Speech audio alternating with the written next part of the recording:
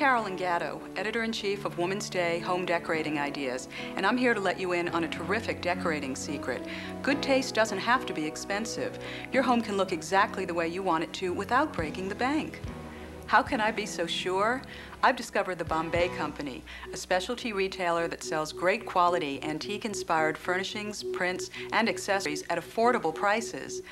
Bombay concentrates on providing an elegant total look for your home at a fraction of what you'd expect it to cost. We think you'll love it. Wouldn't it be wonderful if you could wave a magic wand and your decorating was done? Unfortunately, fairy godmothers went out with high-button shoes. There's no reason you can't be your own design consultant. Our decorating tips and secrets will help you get started. It's going to be a lot of fun. Fantasize. Decide just what you like and want to live with. Then get started. A common sense approach and affordable furnishings will minimize mistakes.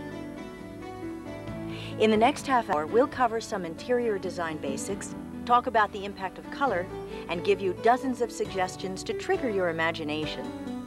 We worked with Bombay's design staff to put together practical ideas that you can enjoy without worrying about the cost. You'll learn what versatile design can do and begin to develop an eye for detail. You'll also find that good decorating doesn't require an unlimited bank account, just imagination. Trust yours. Your home may not be the restored 18th century variety like this one. We're simply using it to show you the planning process our designers go through to decorate any home for maximum use and enjoyment. Whether you're just starting out in a small apartment, moving into your dream home, or retiring to a condo, a flexible decorating plan will help you get the results you want. First, evaluate your space realistically and see what your rooms allow. A grand piano can hardly be shoehorned into a 7 by 7 foot room unless it's just you and the piano. A good plan shows you what is possible and helps you stretch your decorating dollars by concentrating on pieces you can really use, avoiding overbuying. Let us show you what we mean. When we talk about plans, we mean one for each room. The living room, for example, the center of your home. Forget airing it out twice a year. We use it every day, so we want to be sure that the furnishings look good and that they're really functional. In this particular living room, we've shown a home office at one end, but you can probably think of a number of alternate use for your own living room. It might host family activities, turn into a library, become a guest bedroom.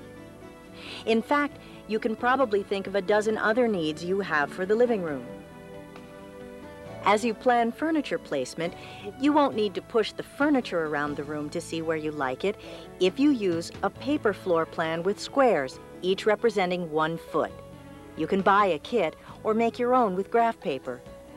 Measure your room and furniture carefully and mark your windows, doors, utility outlets, and important architectural details like fireplaces and built-in bookshelves. After you've arranged and rearranged on paper, you can decide what suits you best and place the furniture. Most rooms have a focal point, such as a fireplace, French doors, or a terrific view. You can even create one with a blank wall, a few prints and wall sconces above a favorite piece of furniture. Here we've used the Enterprise credenza. An entertainment center is also a possible choice. TV is certainly a frequent focus. Our living room here is long and rectangular with an off-center fireplace, which makes a great focal point.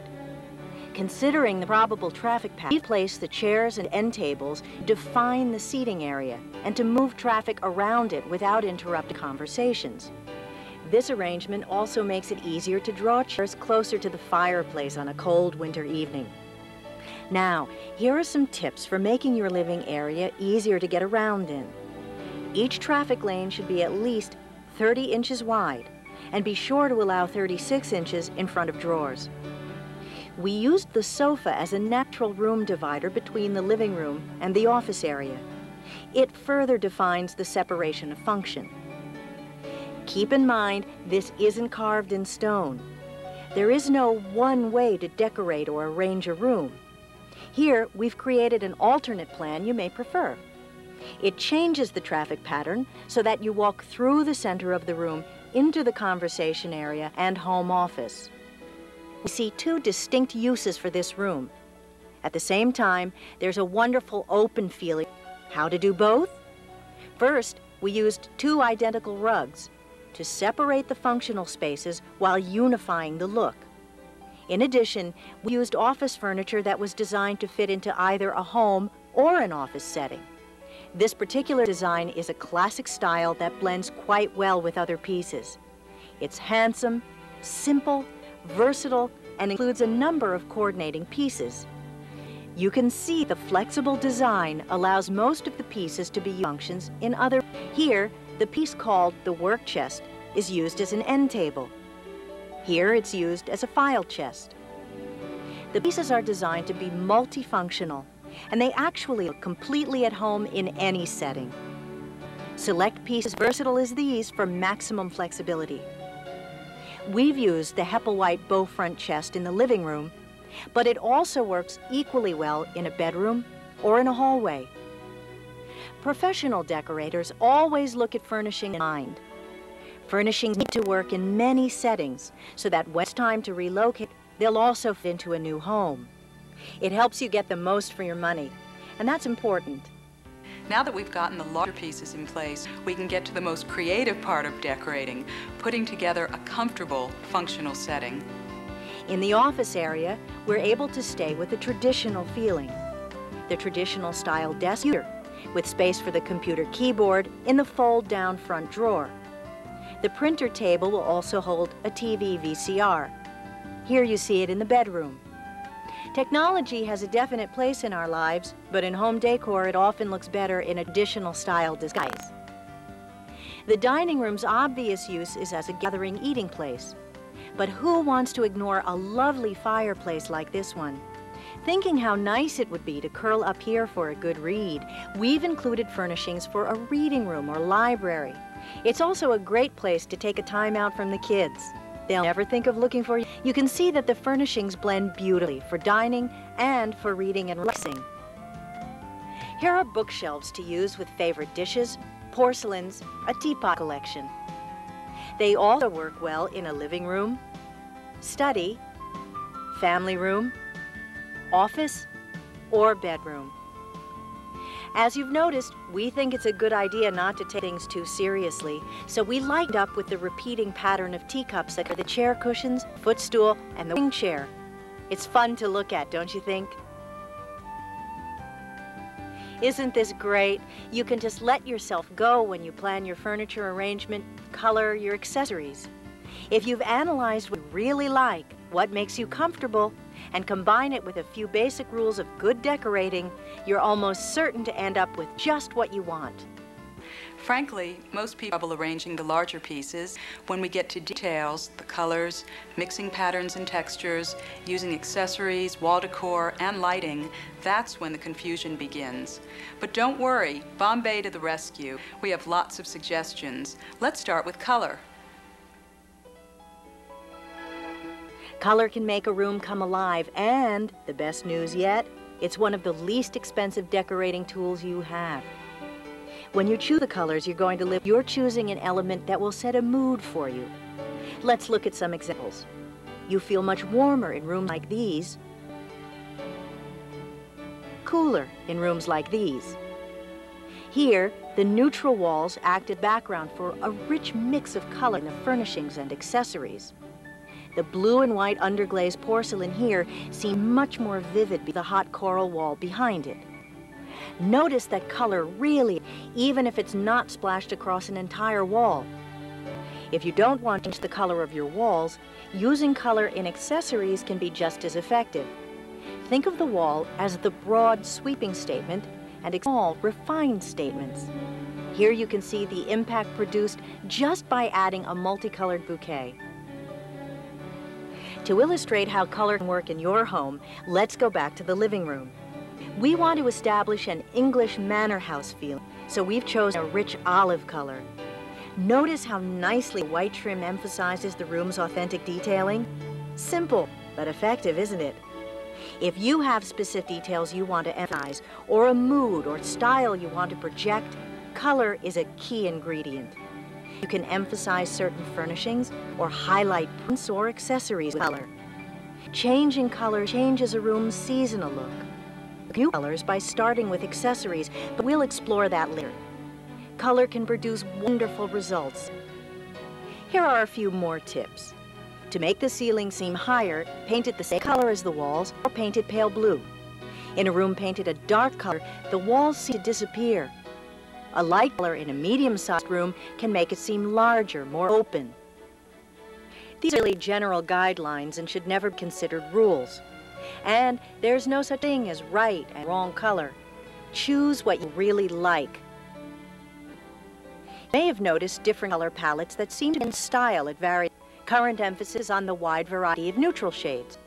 If there's a latest style in the color world, this is it. The neutral palette produces some very dramatic settings, some very serene settings. To continue our color tour, here in the dining room we've used a gold color. A warm color, it sets a comfortable tone for dining and makes a beautiful background for the rich mahogany finish of the dining table and chairs. Incidentally, this table is especially useful if your space is limited. It folds up into a console or game table. At the same time you're thinking about flexibility, think about the color flow from one room to the next. The living room and dining room were planned with interchangeable furnishing. The wing chairs, the chairs can be moved depending on the activities taking place. We've coordinated upholstery to work in either room, and we also suggest painting the two rooms in complementary or contrasting shades to coordinate overlapping use. On to the bedroom, where we've used a taupe color on the walls, with molding left natural to emphasize the sophisticated neutral look. The taupe is also an ideal background to show off these antique-inspired furnishings. You can choose any of several complement prints and accessories to bring the room to life. There's so much you can do with color. These are just starting places, but doesn't it make you want to get out the old paintbrush?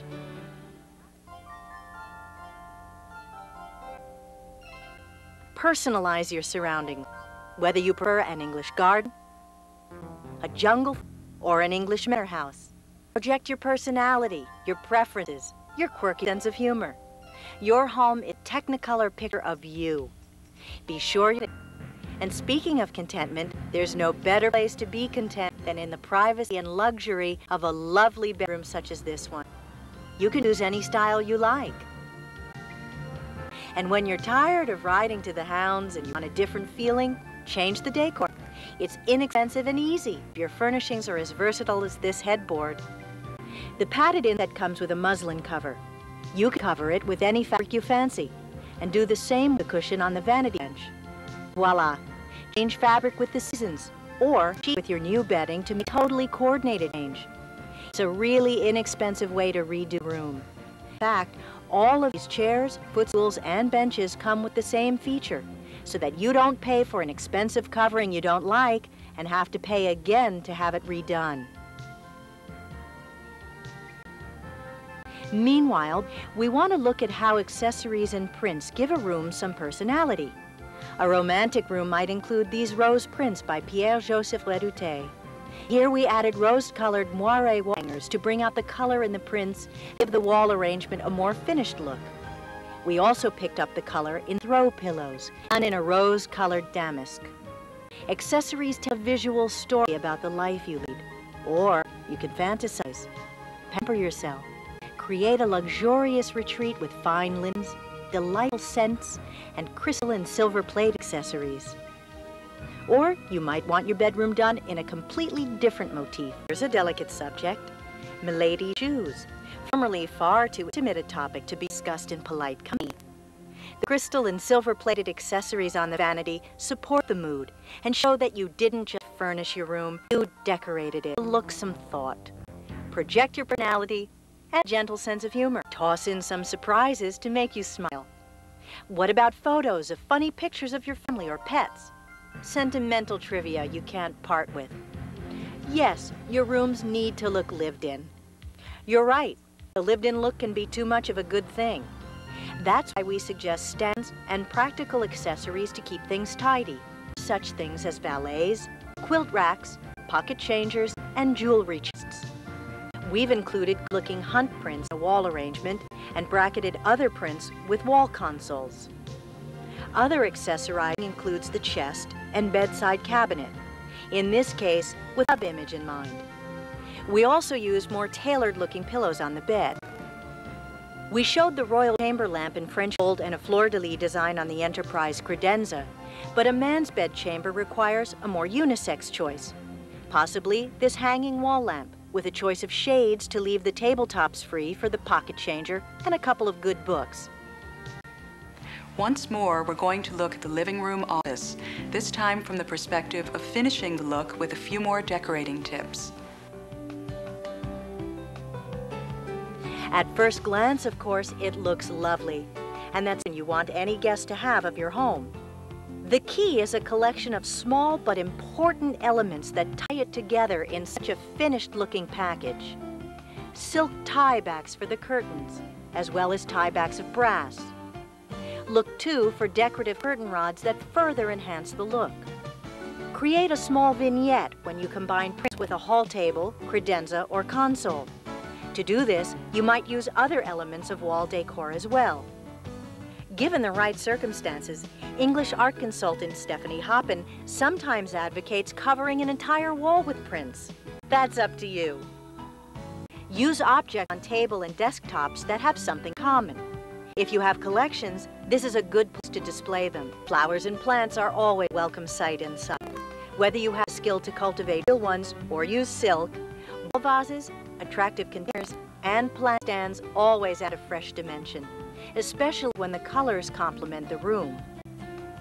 Wall consoles and various kinds of wall shelves give you still another direction to go. Prop small prints on them, or display prized sculptures or porcelain pieces. They're lovely, and they keep breakables out of big little hands. Decorating wall shelves and cabinets is another challenge, but you're up to it. Hang prints above or below the shelf.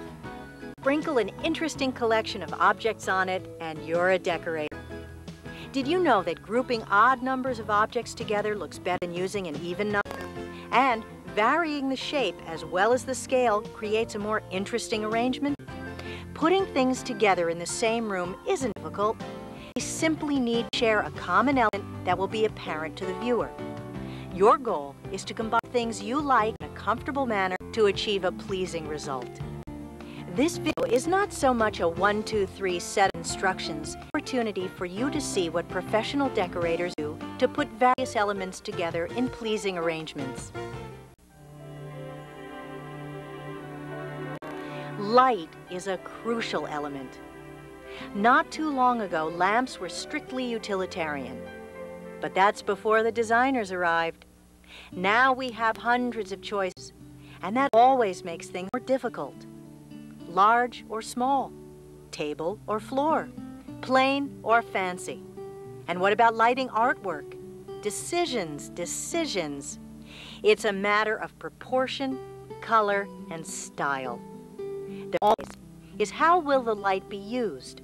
Studying, reading, handwork, general atmosphere? Different answers dictate different choices. If you're studying or working at the desk in the living room, you'll want a lamp-mask lighting. The opaque shade focuses the light on the work and provides lighting only in the immediate area. This is also a good light source for handwork. When you want to light a larger area, you should look for lamps with translucent shades that allow light to filter through. Here we show you several versions of each. Proportion is really important here, as you can see. Know where you want to put your lamp before you buy it. A lamp too tall or too large dwarfs the table or desk it sits on. A lamp too small looks lost.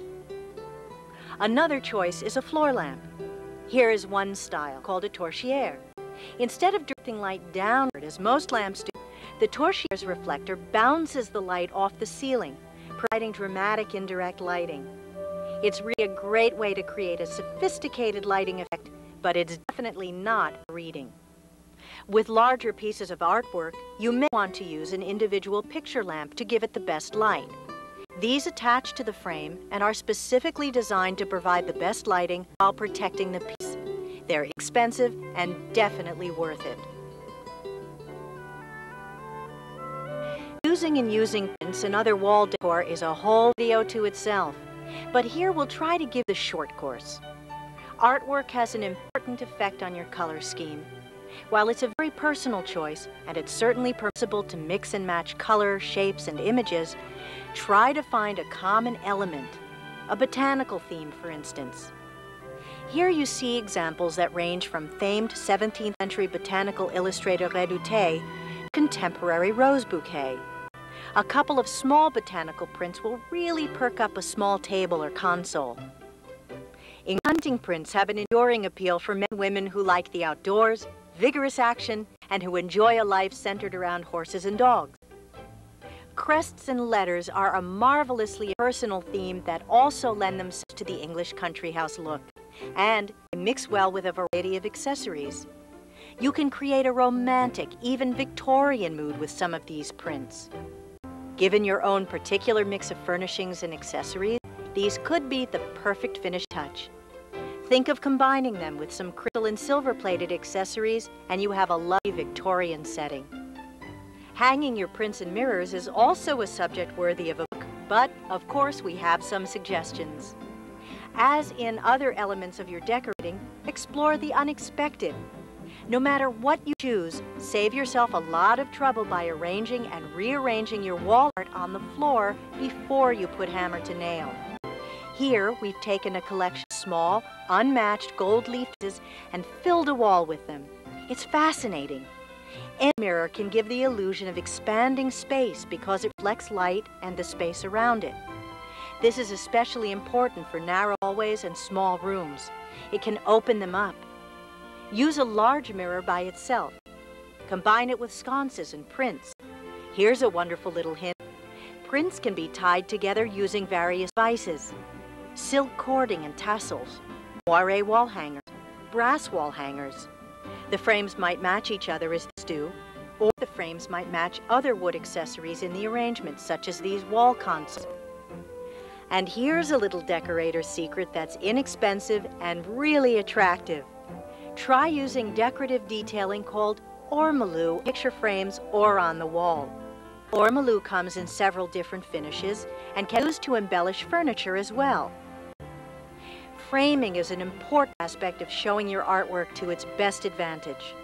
Look for mats and frames that accentuate the colors in the artwork, as well as pulling together the colors in a room.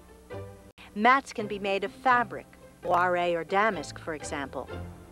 They can be sponged or marbleized paper, single, double, or triple. Molding between the mat and the artwork is called a fillet and is usually made of wood or perhaps gold-leafed wood. Although not necessary, it can make something special out of a rather ordinary piece. The same is true of frames.